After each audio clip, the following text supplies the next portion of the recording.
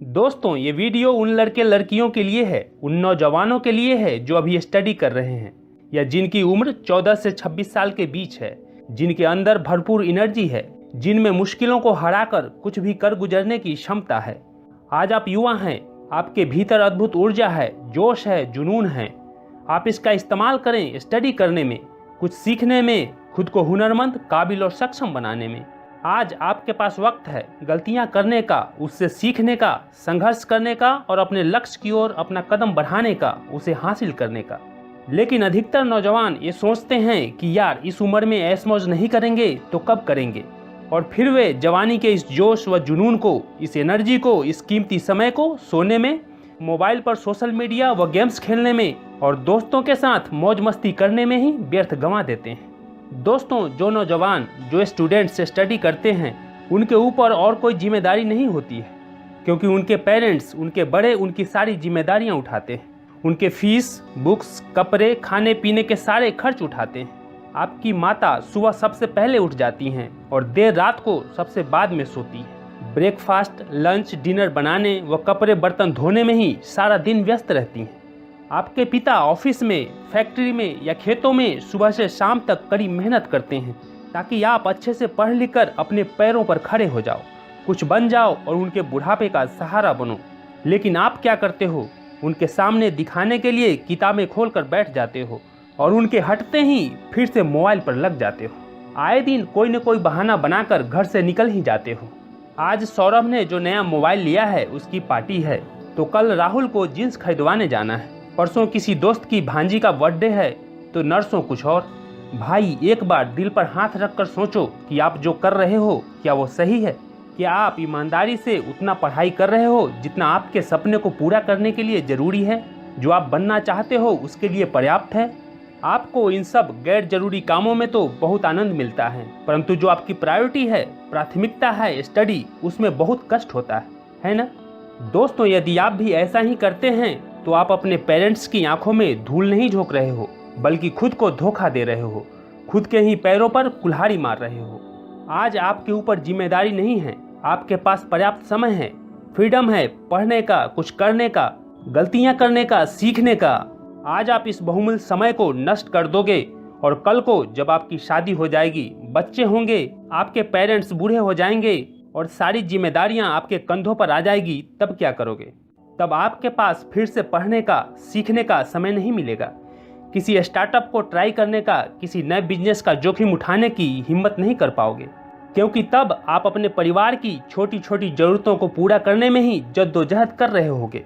आपकी तकलीफ, आपका कष्ट तब और बढ़ जाएगा जब आपको पता चलेगा कि आपका कोई क्लासमेट, कोई सहपाठी एक के बाद एक, कभी स्विट्जरलैंड तो कभी गोवा, कभी मनाली तो कभी नैनीताल की फैमिली हॉलीडेज प्लान कर रहा होगा। आप चाहकर भी कुछ नहीं कर पाओगे, क्योंकि तब परिवार की जिम्मेदारियां, उसकी जरूरतों को पूरा करने से ही आपको फुर्सत नहीं मिलेगी। तब आपको अफसोस व पछतावे के सिवा कुछ भी हासिल नहीं होगा।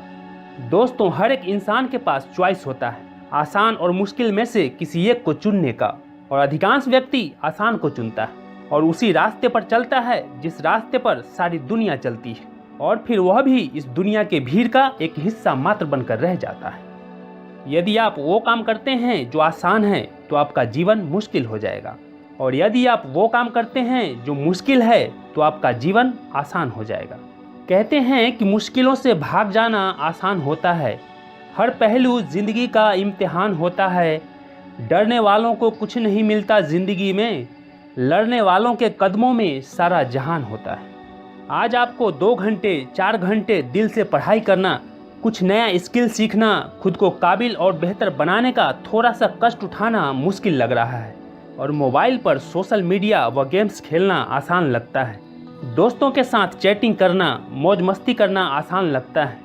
मेहनत से पढ़ाई करने से, थोड़ा सा कष्ट उठाने से आप इसी तरह भागते रहें तो वो दिन दूर नहीं जब एक दिन आप किसी फैक्ट्री में, किसी ऑफिस में, किसी कारखाने में 10 से 12 हज़ार रुपये महीने कमाने के लिए सुबह से शाम तक जी जान से लगे होंगे, और पेशाब करने के लिए भी किसी से परमिशन लेनी पड़ेगी। तब आपको पता चलेगा कि काश जब पढ़ाई करने का समय था, नॉलेज प्राप्त करने का, सीखने का, कुछ करने का समय था, उस वक्त का अच्छे से उपयोग कर लिया होता तो आज इतने संघर्ष, अभाव और जिल्लत को झेलनी नहीं पड़ती।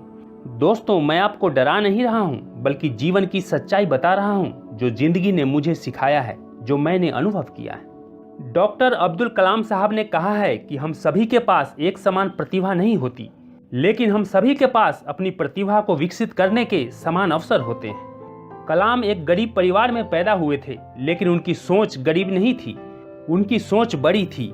बचपन में वे अखबार बेचते थे, फिर भी पूरी लगन से स्टडी करते थे और अपनी इसी लगन और मेहनत से उन्होंने स्कॉलरशिप हासिल की और फिर उच्च शिक्षा को प्राप्त कर एक महान वैज्ञानिक बने, एक राष्ट्रपति बने। दोस्तों, 14 से 26 साल की ये जो आज आपकी उम्र है, वो एनर्जी से भरी हुई है, जोश से भरा हुआ है। इसी उम्र में बड़े से बड़े लक्ष्य, बड़े से बड़े सपने की नींव डलती है। आप IAS, IPS, scientist, cricketer, singer, actor कुछ भी बन सकते हैं। आज आपके भीतर इतनी ऊर्जा, इतना हिम्मत, इतना हौसला विद्यमान है जो हर एक चुनौतियों और बाधाओं को परास्त कर सकता है। अपनी इस शक्ति को इस तरह वेस्ट न करो। आज जो आप पढ़ते हो, जो सीखते हो, जो नॉलेज एक्वायर करते हो, वो फाउंडेशन आपके जीवन भर काम आती है। सोचो, आप पूरी लगन और मेहनत से स्टडी करके एक दिन जब एक IPS ऑफिसर बन जाते हो और आपका नाम सुनकर बड़े बड़े अपराधी थर थर कांपने लगता हो, वो स्वाभिमान, वो रुतबा, वो गर्व का क्षण कैसा होगा। आप IAS बन जाते हो, DM बन जाते हो तो पूरे जिले की कमान आपके हाथों में होगी। आपके हाथों में इतने पावर्स, इतनी शक्ति होगी कि आप पूरे जिले के लोगों का जीवन परिवर्तित कर सकते हो। यदि आप मेहनत से, परिश्रम से एक साइंटिस्ट बन जाते हो तो सोचो देश और दुनिया के लिए कितना कुछ कर सकते हो। सचमुच आप ये सब कुछ बन सकते हो, कर सकते हो, यदि आज आप अपनी इस एनर्जी, इस जोश, इस हौसले और इस वक्त का सही इस्तेमाल करते हैं। दोस्तों, स्वामी विवेकानंद ने कहा था कि खुद को कमजोर समझना सबसे बड़ा पाप है। जैसा आप सोचते हो वैसे ही बन जाओगे। खुद को निर्बल मानोगे तो निर्बल बन जाओगे और सबल मानोगे तो सबल बन जाओगे। जब तक आप खुद पर विश्वास नहीं करते, तब तक आप ईश्वर पर विश्वास नहीं कर सकते। वे आगे कहते हैं कि ब्रह्मांड की सारी शक्तियाँ पहले से ही हमारी है। वो हम ही हैं जो अपनी आंखों पर हाथ रख लेते हैं और फिर रोते हैं कि आह कितना अंधकार है। इसीलिए उठो, जागो और तब तक रुको नहीं जब तक कि लक्ष्य को प्राप्त नहीं कर लेते। जय हिंद, वंदे मातरम।